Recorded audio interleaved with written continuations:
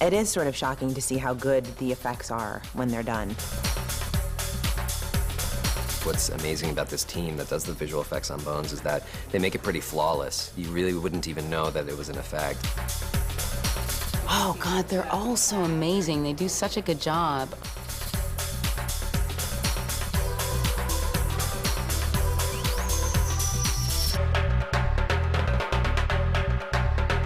There was some pretty cool stuff this year, I have to say. I think the visual effects are getting quite good. We use the visual effects shots primarily because they're a storytelling device. Doing a show set in, astronaut land. And, they don't use those things that whirl around and make your face go like this anymore, which we thought would be amusing. But they do use the vomit comet. Did you? Did we what? Vomit in the comet. No, I didn't vomit, okay? I'm sure they were trying. For a while, we thought maybe we can find a real one, but it'd be really hard not to damage a camera in there. So we decided to use a combination of CGI and cable effects. Pre-production, we basically created a storyboard.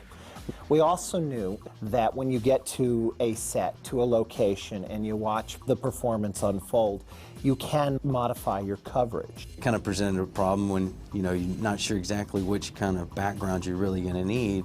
It was decided that it would be smarter, a better investment of our money into giving Derek the opportunity to create a 3D vomit comet. This way, if there was a last-minute change and we wanted to cut to David or we wanted to cut to Emily and we didn't have the appropriate background plate, we could then just go to a 3D recreation. So the challenging part was to really make it look photoreal. The first shot, you see the actual set, and then the next shot, you have the 3D background, so it had to be seamless.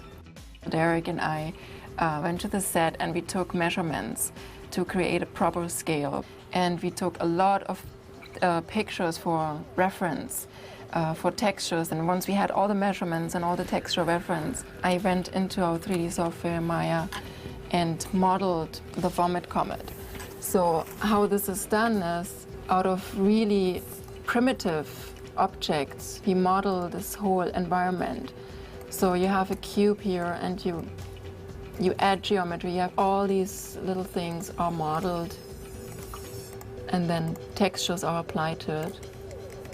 After we're done with modeling, texturing, lighting, we try to match camera to our foreground element, the actor being on green screen. We can zoom in, we can rotate, and we have a lot of options to match it later on.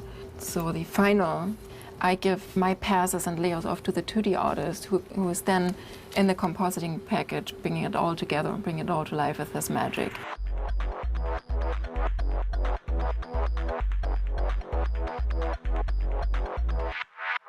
By the end, you just don't see it. It's really seamless. It's very rare when you can actually notice where the visual effects are being put in. In Priest in the Churchyard, you see a situation where effects take a very capable hand. We went out to Disney Ranch and put in a half a dozen, caskets coming up through the dirt, and then basically built the rest of it around it.